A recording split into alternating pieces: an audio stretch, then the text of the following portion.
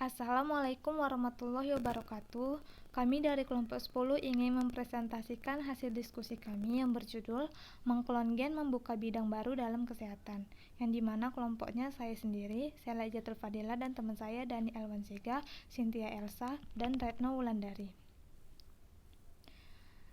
Materinya yang pertama, protein dan gen dalam penelitian. Yang kedua, pembuatan klon gen dan identifikasi klon gen yang diinginkan.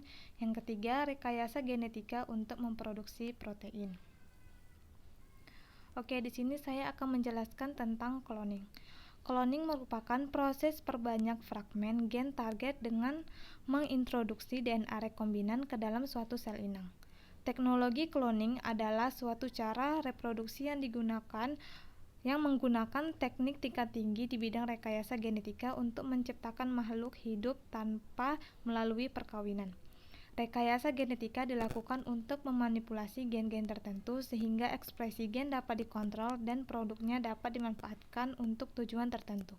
Salah satunya untuk pengobatan dengan terapi gen. Selanjutnya, cloning gen dan DNA. Cloning DNA yaitu metode untuk memurnikan atau mengidentifikasi dan memperbanyak suatu potongan DNA tertentu yang dikehendaki dari campuran potongan-potongan DNA yang kompleks. Cloning gen yaitu ketika keseluruhan DNA dari suatu organisme diekstraksi akan diperoleh seluruh gen yang dimiliki organisme tersebut. Pada cloning gen, hanya gen DNA tertentu yang diisolasi, dimurnikan, dan diperbanyak. Tujuan mengklon gen. Yang pertama, menentukan urutan basa nukleotida penyusun gen tersebut dan menganalisis atau mengidentifikasi urutan basa nukleotida pengendali gen tersebut. Yang kedua, mempelajari fungsi RNA atau protein atau enzim yang disandi gen tersebut. Yang ketiga, merekayasa organisme untuk tujuan tertentu, misalnya memproduksi insulin, ketahanan terhadap hama, dan lain-lain. Yang keempat, mengidentifikasi mutasi yang terjadi pada kecacatan gen yang mengakibatkan penyakit bawaan. Selanjutnya masuk ke materi yang pertama, itu ada protein dan gen dalam penelitian. Di sini saya mengambil jurnal tentang terapi gen. Nah, terapi gen adalah rekayasa genetika dilakukannya untuk memanipulasi gen-gen tertentu sehingga ekspresi gen dapat dikontrol dan produknya dapat dimanfaatkan untuk tujuan tertentu. Salah satunya untuk pengobatan penyakit dengan terapi gen. Terapi ini melibatkan transfer asam nukleat berupa DNA ke sel embrionik maupun somatik sehingga gen tersebut memiliki efek pengobatan terhadap penyakit tertentu. Terapi gen dapat dilakukan pada sel embrional maupun sel somatik, pada pasien secara in vivo maupun in vitro. Penyisipan gen pada terapi ini menggunakan vektor virus maupun non-virus. Keberhasilan terapi gen salah satunya tergantung pada efektivitas transfer gen yang dilakukan dan ekspresi gen fungsional. Gen fungsional yang telah tertransfer selanjutnya harus diekspresikan dengan baik sehingga terapi dapat berhasil. Kanker merupakan salah satu penyakit yang memungkinkan dilakukannya terapi gen, terkait dengan adanya abnormalitas gen penyebab proliferasi sel yang tidak terkontrol. Ini adalah proses terapi gen, di mana virus atau gen penyakit, kemudian gen penyembuh dimanipulasi, kemudian diinjeksikan ke sel tubuh. Gen penyembuh keluar dari virus, kemudian sintesis protein dan menghasilkan protein normal. Berdasarkan struktur untaian ganda DNA, ilmuwan di bidang biologi molekuler dapat melakukan serangkaian eksperimen terkait struktur unik tersebut. Keingintahuan para ilmuwan akhirnya mendorong terwujudnya sebuah proyek besar yang dinamai dengan Proyek Genom Manusia pada tahun 1990. Proyek Genom Manusia memiliki target utama untuk mengetahui rangkaian atau sekuen lengkap gen manusia, fungsi masing-masing gen, dan inisiasi genom struktural sehingga dapat diaplikasikan dalam dunia kesehatan. Salah satu keuntungan diketahuinya urutan genom manusia adalah dapat mengidentifikasi adanya kelainan-kelainan genetik yang mengakibatkan adanya penyakit genetik. Proyek Genom Manusia memicu penelitian-penelitian lanjutan dalam bidang biologi molekuler dan bioteknologi modern. Karyotipe manusia gambar 1 itu menggambarkan keseluruhan genom manusia, memvisualisasi sel-sel dan kromosom individual. Modifikasi genetik memungkinkan adanya perubahan pada pasangan basa. pemotongan fragmen DNA tertentu, maupun penambahan atau insersi suatu gen. DNA dari suatu organisme diisolasi kemudian dikombinasi dengan DNA target lainnya. Ini adalah karyotipe manusia. Gambar 1. Selanjutnya, proses rekayasa genetika pada teknologi terapi gen meliputi tahapan berikut, yaitu ada isolasi gen target, penyisipan gen target ke vektor transfer, transfer vektor yang telah disisipkan gen target ke organisme yang akan diterapi, kemudian transformasi pada sel organisme target. Gen target yang telah disisipkan pada organisme yang diterapi tersebut diharapkan mampu menggantikan fungsi gen abnormal yang mengakibatkan penyakit pada penderita. Penggunaan terapi gen harus disesuaikan dengan jenis penyakit yang akan diterapi. Tipe terapi gen itu ada 2, terapi gen sel embrional dan terapi gen sel tubuh atau somatik. Terapi gen sel embrional. Pada terapi gen dengan menggunakan germline, gen akan ditransfer ke dalam ovum atau zigot sehingga ketika ovum tersebut fertilasi dengan sperma membentuk zigot, maka zigot akan berkembang dengan membawa gen yang telah disisipkan sebelumnya, sehingga organisme baru yang terbentuk telah memiliki gen yang berfungsi dalam terapi yang dimaksud. Yang kedua itu ada terapi gen sel somatik. Pada terapi gen sel somatik, DNA yang mengandung gen untuk fungsi terapi ditransfer ke dalam sel somatik baik secara in vivo maupun ex vivo. Transfer gen tersebut biasanya ditujukan secara langsung ke organ atau jaringan spesifik sehingga gen dapat terekspresi dengan baik. Pada terapi gen dengan sel somatik juga tidak akan memberikan pengaruh terhadap sel embrional. Terapi gen secara in vivo tetap menggunakan bantuan vektor untuk mentransfer gen target ke dalam jaringan atau organ pasien penderita penyakit tertentu. Pada gambar 3 terlihat adanya vektor transfer gen berupa virus yang dimodifikasi menjadi virus rekombinan dengan penyisipan DNA dan gen target untuk terapi melalui metode teknologi DNA rekombinan.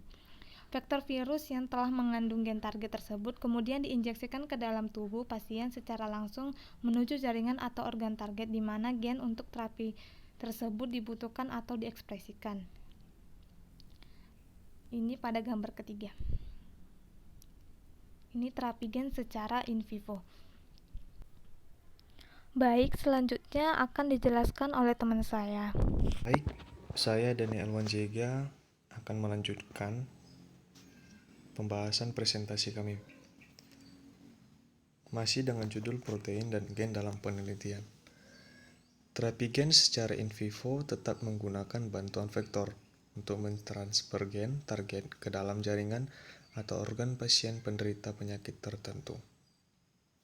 Vektor virus yang telah mengandung gen target tersebut kemudian diinjeksikan ke dalam tubuh pasien secara langsung menuju jaringan atau organ target di mana gen untuk terapi tersebut dibutuhkan atau diekspresikan. Terapi gen secara ex vivo memiliki tahapan yang lebih kompleks dibandingkan secara in vivo. Terapi gen secara ex vivo memiliki tahapan yang lebih kompleks dibandingkan secara in vivo. Pada gambar 4 menunjukkan tahapan dalam metode terapi gen secara ex vivo. Nah, pada gambar ini dijelaskan bagaimana terapi gen secara in vivo. Di sini dijelaskan bagaimana sistem infusi sistemik, liposomal DNA, injeksi pada jaringan, dan pistol gen bioslistik. Isolasi sel dari pasien dengan kerusakan gen. Lalu menumbuhkan sel hasil isolasi pada medium tertentu. Kemudian sel target diinfeksi dengan retrovirus. Pembentukan RNA rekombinan dengan bentuk gen normal. Lalu diproduksilah DNA dari RNA rekombinan virus dengan bantuan enzim reverse transkriptase. Kemudian ditranslasi di sitoplasma dan menghasilkan protein yang normal. Menghasilkan sel yang telah tertransfeksi atau diperbaiki. Kemudian seleksi dan uji sel yang telah diperbaiki ditumbuhkan hingga 100 miliar sel, lalu menghasilkan infusi sel rekombinan ke tubuh pasien. Nah, ini adalah terapi gen secara ex vivo. Selanjutnya, transfer gen fungsional pada terapi gen memanfaatkan vektor tertentu, baik berupa vektor virus seperti adenovirus, retrovirus, dan AAV, maupun vektor non-viral, merupakan senyawa-senyawa organik tertentu. Kita akan jelaskan satu persatu. Yang pertama adalah adenovirus. Adenovirus ini termasuk ke dalam virus icosahedral yang berukuran antara 90 hingga 100 nanometer, 252 kapsomer dengan 240 hekson dan 12 penton. Adenovirus memiliki protein fibrosa yang memanjang keluar dari penton, dan struktur tersebut diketahui sebagai struktur yang mendukung kemampuan adenovirus untuk mengenali serta berikatan dengan reseptor sel target. Kedua adalah retrovirus. Retrovirus merupakan salah satu virus yang menginfeksi sel hewan, termasuk manusia. Retrovirus ini memiliki diameter antara 80 hingga 100 nanometer. Retrovirus dapat menginfeksi sel yang sedang membelah, karena virus ini memiliki kemampuan untuk menembus porinukleus saat siklus mitosis.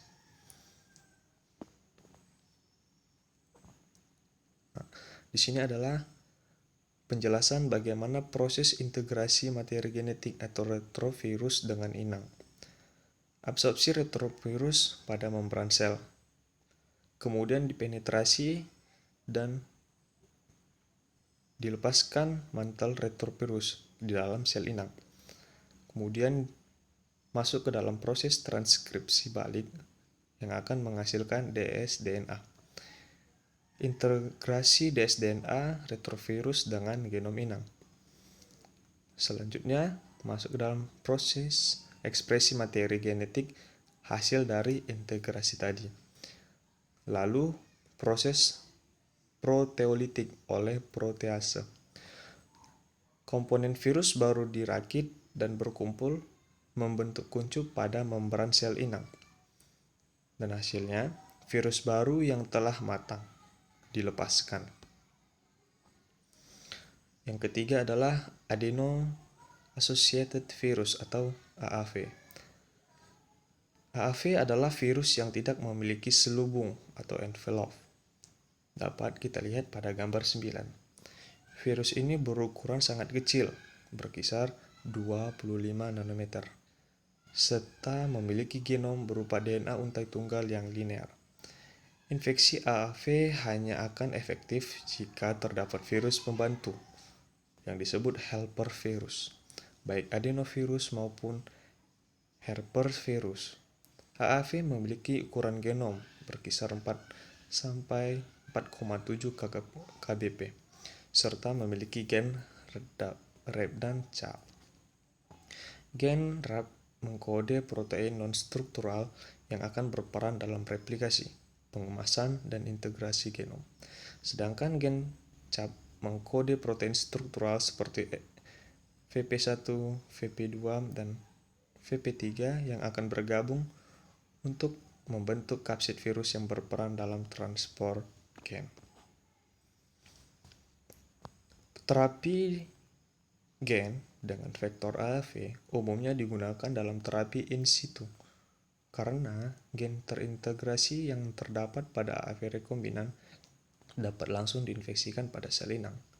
Pada sel inang tertarget, gen rekombinan dari vektor akan dirilis untuk kemudian diekspresikan menjadi protein fungsional tertentu yang dapat mensubstitusi gen abnormal pada sel tersebut. Dengan adanya ekspresi gen fungsional yang telah disisipkan dengan vektor AAV. Dapat kita lihat pada penjelasan gambar yang ada di samping. Selanjutnya akan dijelaskan oleh teman saya. Baik, saya akan melanjutkan. Terapi gen dengan vektor AAV umumnya digunakan dalam terapi in situ karena gen terintegrasi yang terdapat pada AAV rekombinan dapat langsung diinfeksikan pada sel inang. Pada sel inang target, gen rekombinan dari vektor akan dirilis untuk kemudian diekspresikan menjadi protein fungsional tertentu yang dapat mensubstitusi gen yang abnormal pada sel tersebut. Dengan adanya ekspresi gen fungsional yang telah disisipkan dengan vektor AAV. Gambar 10. Gambar 10 yaitu terapi gen dengan vektor AAV. Aplikasi terapi gen. Terapi gen dapat digunakan sebagai alternatif pengobatan terhadap penyakit-penyakit yang selama ini belum ditemukan obat maupun vaksinnya. Pada gambar 11 menunjukkan beberapa jenis penyakit yang diasumsikan dapat disembuhkan dengan terapi gen. Penyakit-penyakit tersebut dapat diterapi apabila gen yang terkait dengan munculnya penyakit telah berhasil diidentifikasi dan dapat ditemukan gen fungsional yang dapat mensubstitusi gen yang abnormal tadi. Urutan pertama penyakit yang diterapi gen adalah kanker. Beberapa jenis kanker, terutama yang terkait dengan abnormalitas suatu gen, telah berhasil diterapi dengan menyisipkan gen fungsional tertentu. Pembuatan klon gen dan identifikasi klon gen yang diinginkan. Teknik atau cara dalam cloning. 1. Cloning dengan DNA rekombinan. 2. Cloning embrio. 3. Cloning dengan transfer inti sel. Pembuatan klon gen dan identifikasi klon gen yang diinginkan. Cloning ini dilakukan dengan cara menggabungkan gen yang akan diklon dengan sebuah vektor. Vektornya yaitu plasmid, bakteriofag, YAC. Pembuatan klon gen dan identifikasi klon gen yang diinginkan. Organisme yang dipakai untuk mengklon dana manusia adalah bakteri E. Teknik pengambilan dana rekombinan dibuat untuk menghasilkan banyak sekali bahan farmasi kedokteran. Contohnya bakteri yang mampu menghasilkan insulin. Tahap pembuatan insulin. Langkah-langkah yang dilakukan pada saat melakukan rekayasa genetika. Bakteri yang masih mempunyai plasmidnya dipotong dengan menggunakan enzim restriksi endonuklease. Kemudian gen insulin dari sel pankreas juga dipotong dengan menggunakan enzim restriksi. Lalu gen insulin ini disisipkan pada plasmid bakteri dengan menggunakan enzim ligase sehingga disebut ADN rekombinan. Setelah itu ADN rekombinan dimasukkan ke dalam bakteri baru. Bakteri dibiarkan berkembang biak dalam wadah fermentasi sehingga dihasilkan insulin. Pembuatan klon gen dan identifikasi klon gen yang diinginkan. Cloning dengan rekombinan DNA transfer gen. Ini gambar proses produksi insulin manusia dengan rekayasa genetika. Cloning dengan embrio. Misalnya pada sapi, sel telur yang diambil oleh sapi betina terbaik fertilisasi dengan sperma dari sapi jantan terbaik dalam cawan petri. Telur yang dibuahi akan berkembang menjadi embrio. Embrio muda dipisahkan menjadi beberapa bagian. Setiap bagian embrio merupakan klon yang secara genetik identik atau sama dengan induknya. Embrio-embrio ditanamkan pada sapi-sapi betina lainnya. Transfer inti. Prinsip dari transfer inti yaitu dengan memasukkan inti sel atau nukleus dari satu spesies ke dalam sel spesies lain yang sebelumnya inti selnya telah dibuang atau dikosongkan. Cloning dengan transfer inti. Mengambil inti sel somatik dari objek biologis yang sudah dewasa, menanam dalam sel telur yang sudah dibuang inti selnya, ditumbuhkan dalam sebuah medium dibantu dengan aliran listrik untuk merangsang pertumbuhan itu. Embrio dimasukkan ke dalam rahim betina yang sudah dipersiapkan secara biologis untuk dapat menerima dan mengembangkan embrio cloning tersebut sebagaimana kehamilan biasa. Saya Retno Wulandari ingin melanjutkan slide yang selanjutnya. Ini gambar dari tahapan cloning dengan transfer inti pada domba doli. Seperti ini gambarnya. Ya, terus rekayasa genetika untuk memproduksi protein. Pengertian rekayasa protein. Rekayasa protein adalah memutasikan gen suatu protein yang ada sebagai usaha mengubah fungsinya dengan cara yang bisa diperkirakan dengan rancangan protein yang mempunyai tujuan lebih ambisius untuk merancang de novo suatu protein untuk memenuhi fungsi yang diinginkan. Tujuan rekayasa protein yang pertama untuk merancang urutan asam amino yang akan melipat menjadi protein dengan struktur dan fungsi yang telah ditentukan. Yang kedua, mengembangkan protein untuk sesuatu yang berguna atau berharga di bidang industri maupun kedokteran. Yang ketiga, membentuk produk baru dari suatu campuran protein. Yang keempat, mengubah protein sehingga dapat diterjemahkan untuk memberikan informasi dan aplikasi lain. Sintesis protein adalah penyusun amini pada rantai polipeptida. Dalam proses tersebut melibatkan DNA, tinin atau tinin, T, adenin A, sitosin C, guanin G, dan RNA, urasi U, adenin A, guanin G. Proses sintesis protein terbagi atas transkripsi, translasi, dan pelipatan protein. Rekayasa genetika untuk memproduksi protein. Transkripsi adalah bagian pertama dalam proses sintesis protein. Ini terjadi dalam inti sel, di mana asam deoksiribonukleat atau DNA bertempat di kromosom. DNA adalah struktur heliks ganda dari dua untai paralel. Satu bertindak sebagai template untuk menghasilkan mRNA sebagai langkah inisiasi transkripsi. RNA polimerase mengikat dirinya ke situs tertentu, daerah promoter di salah satu untai DNA yang akan bertindak sebagai template. Dengan demikian, transkripsi DNA mencakup 3 langkah inisiasi, elongasi, dan terminasi. mRNA yang baru ditranskripsi dilepas oleh enzim polimerase, yang kemudian berimigrasi ke sitoplasma untuk menyelesaikan proses sintesis protein. Seperti ini gambar penjelasannya. Di sini promotor, dari sini promotor, baru inisiasi RNA polimerase DNA sense. Elongasi dari RNA menuju termometer, terus terminasi RNA. Seperti ini dia gambarnya.